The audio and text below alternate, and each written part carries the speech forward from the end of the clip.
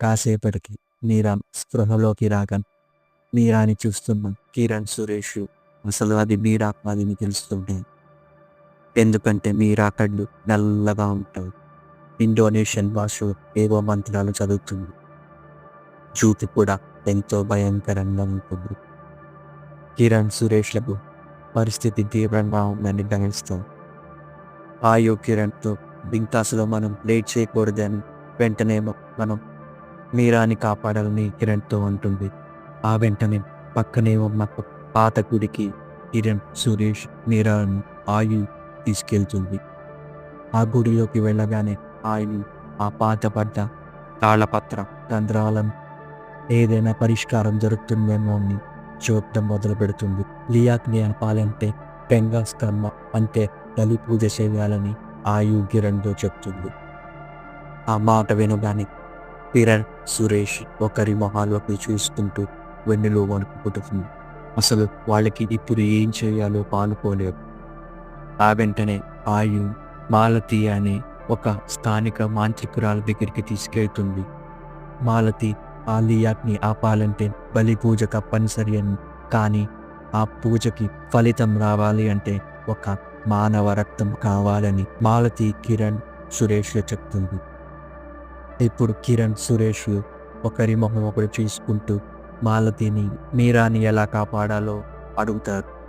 మీరాని కాపాడాలంటే మరొకరిని చంపాలా లేదా మాలో ఒకరిని చంపాలా అని మాలతిని అడుగుతారు. మాలతి వాళ్ళిద్దరికీ ఏం సమాధానం చెప్పాలో తెలియక ఆయుతో కలిసి ఆ గుడిలోకి వెళ్ళి పూజ మొదలు పెడుతుంది. కిరణ్ ఆ పాడుబడ్డ గుడిని పరిశీలిస్తుండగా ఆ గోడ మీద రాసున్న మంత్రాలను అర్థం చేసుకోవడం మొదలు పెడతాడు. ఇంతలో కిరణ్కి ఒక పాత తాళపత్ర గ్రంథం కనిపిస్తుంది. కిరణ్ ఎంతో ఆత్రంతో చదవడం మొదలుపెట్టాడు. లియాక్ శాపం బాలివిధి కాదని, ఆంధ్రప్రదేశ్లో జరిగిన ఒక క్షుద్ర పూజ వలన బాలికి తన పూర్వీకుల వలన వచ్చిందని తెలుసుకుంటాడు. లియాక్ ఆంధ్రప్రదేశ్ నుండి బాలికి వచ్చిందని తెలుసుకుని అది తన రక్తంలోనే ఉందని తెలుసుకుంటాడు. కిరణ్ ఆ శాపానికి వారసుడని తెలుసుకున్న వెంటనే గుడి బయట ఏదో తుఫాను వచ్చినట్లు అనిపిస్తుంది. బయటకు వచ్చి చూడగా లియాక్ తన పూర్తి రూపంతో 8 అడుగుల పొడవు, గాజు పెంకుల్లాంటి పళ్ళు, పెద్ద నాలుక, ఎర్రటి కళ్ళతో ఎంతో భయంకరంగా మారింది. చివరికి లియాక్ ఆవహించిన మీరా వాళ్ళ మీద దాడి చేయడం మొదలుపెట్టింది.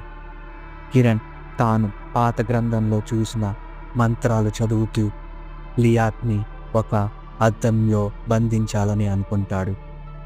అదే సమయంలో ఆయు మాలతి వాళ్ళ పూజ ఫలితం వల్ల ఒక పెద్ద మంత్రచక్రం ఏర్పడుతుంది. కిరణ్ మంత్రాల వలన ఆ లియాక్ బలహీనపడడం మొదలుపెట్టింది.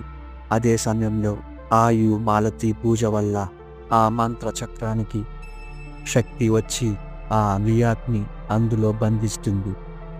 చివరికి ఆ రక్తం తాగే లియాక్ను ఆ మంత్రచక్రంలో బంధించి మూసేస్తారు.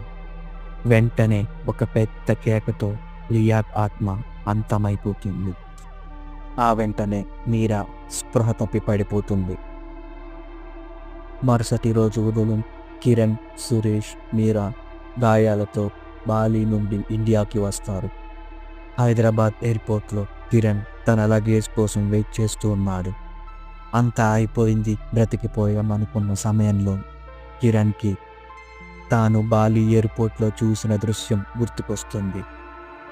అసలు బాలి ఎయిర్పోర్ట్లో ఏమైందంటే మాలతి కిరణ్, సురేష్, మీరాలకు సెండ్ ఆఫ్ ఇవ్వడానికి రాగా కిరణ్ చూపు మాలతి మెడవైపు చూస్తాడు.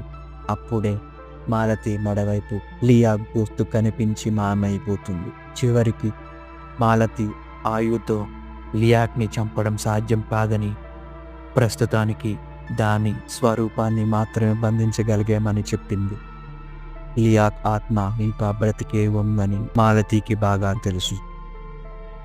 ఈ కథ విన్నాక మనకి ఎన్నో ప్రశ్నలు వస్తాయి.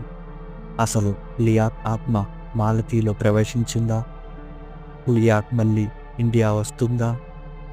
కిరణ్ అసలు తన పూర్వీకుల శాపం అందులోంచి విముక్తుడయ్యాడా లేదా అని ఇలా ఎన్నో ప్రశ్నలు మనకి వస్తాయి.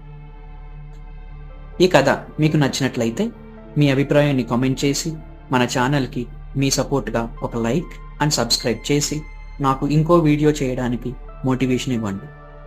మరో వీడియోతో మళ్ళీ కలుద్దాం. అంతవరకు మీ చరణ్ సైనింగ్ ఆఫ్. జై హింద్.